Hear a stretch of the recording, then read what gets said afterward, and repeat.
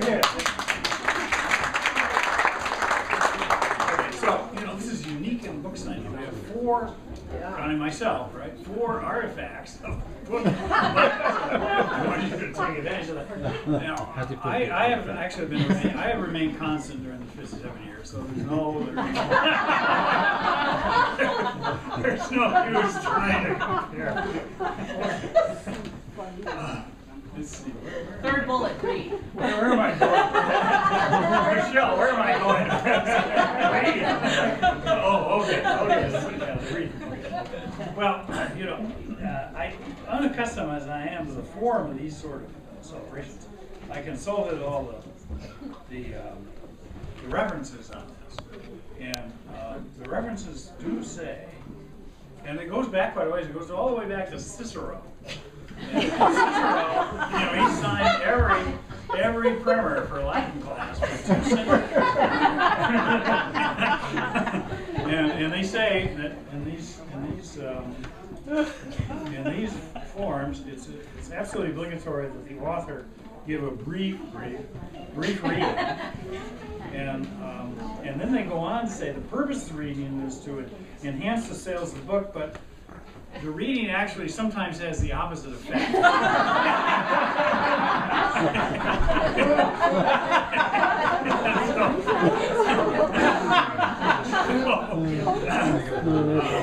The operative phrase is what I have to do is I have to hazard a brief read, and that I'm about to do. Okay, a little background. Well, first of all, this is. It's sort of what do they call a spoiler alert. But the fact that I'm standing here at all is the most spoiler I need. I guess we don't have to actually be too secretive about this thing. So I'm going to read you a brief passage. Okay, stop. Okay, let me set the stage. 1952. 16-year-old Dave Curkendall apparently looked just like this. This has changed over time. I said persona. Whatever. No, everybody said they wouldn't recognize it. Is living in upstate rural New York on a farm, and he's got 2 friends, Mack and Ed, and they have done something naughty. And they are trying to escape from it and run into all sorts of adventures. So, there you go. Okay.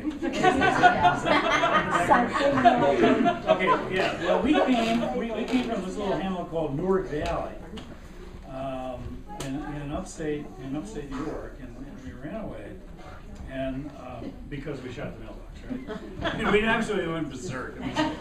It's all silliness, right? And Newark Valley it's important, really. What I'm going to read you here.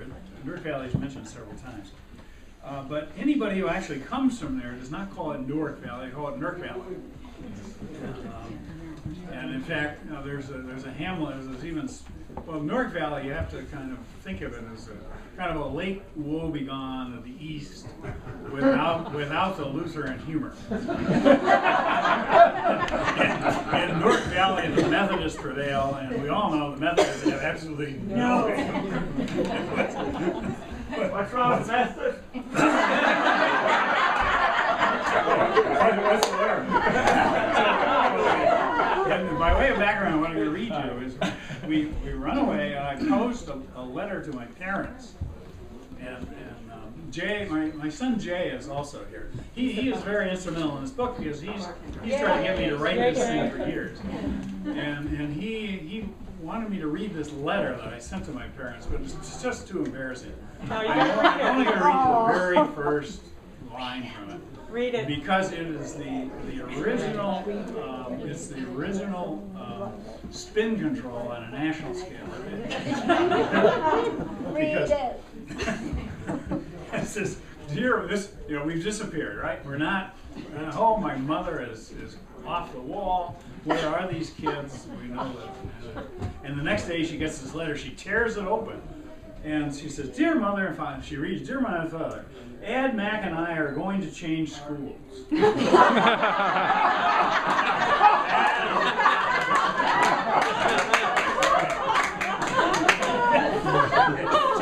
So now we've made it all the way across the country. Route 66, lots of hazards. There's good times on Route 66. Yeah. But we're fulfilling all those promises to go to school. With that dissonance was one of the most interesting things in the book. We do something totally irresponsible, like run away. But we're focused on trying to go to school. Okay, so I'm going to read you this. So much for fun. The next day, we scheduled the fulfillment of all those promises to go to school. Burbank High School was less than a mile from the trailer park, and we determined to go over there just after lunch and get registered. One might think that of the three issues to address in order to get settled, a job, a place to live, school, that school might be the last. And I really don't know whether it was muddled thinking or the symbolism that being in school meant safe. But we had put it first. At any rate, we knew how to go about it, and we dropped by the admin office just a little after 1 o'clock. Hi, we'd like to register in your school. Fine. Where have you been going before? Oh, well, we're from Newark Valley in New York State, and we just moved to California. Our interrogator, a woman of middle age with no particular interest in the looks department, surveyed our looks and must have readily determined that we were not brothers. She said, "Where are you living now? And we can do most of your paperwork right away to get you going, but we'll have to get your transcripts from New York, and your parents will have to come in to sign your admissions." Oh, our parents are back in Newark Valley. We're out here on our own as an experiment in independent living.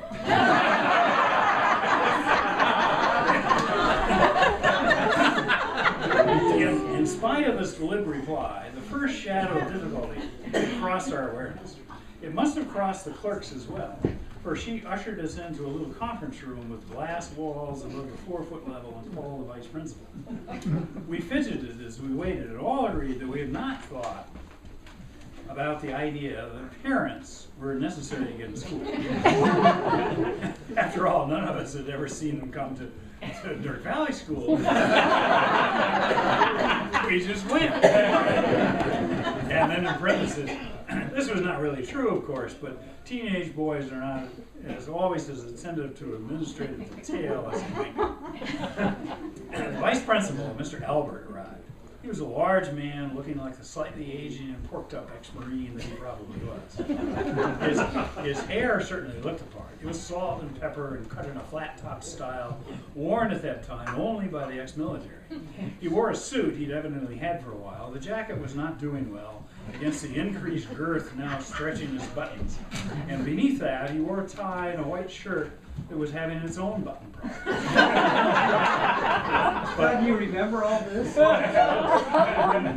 This was etched. This scene is etched in all three of our memories. None of us were Etched in stone. Yeah. But what most got my attention was his manner of speaking. He talked pronouncedly through his nose.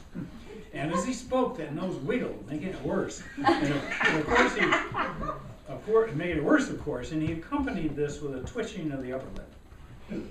All in all, pretty distracting. But he was earnest. And he listened carefully, albeit with rising agitation to her story. We held firmly to the claim that all of this was approved by all of our parents, and it was their clear wish that we get enrolled in school as quickly as possible.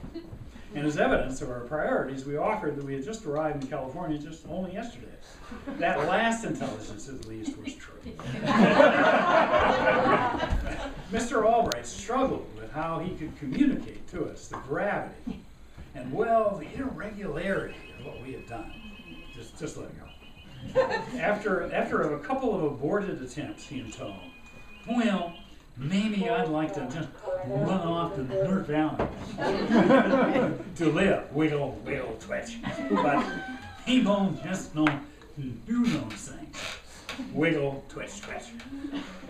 I have neglected to this point to inform you of a pronounced character flaw that I harbor, and that is, and in this case was, that when I have a well worked out plan in my head and I see that it's getting opposed and I'm getting thwarted, my first reactions are reliably inopportune. And this was no exception. He was looking at us, looking at me as he finished. I looked back and said, "Well, wiggle."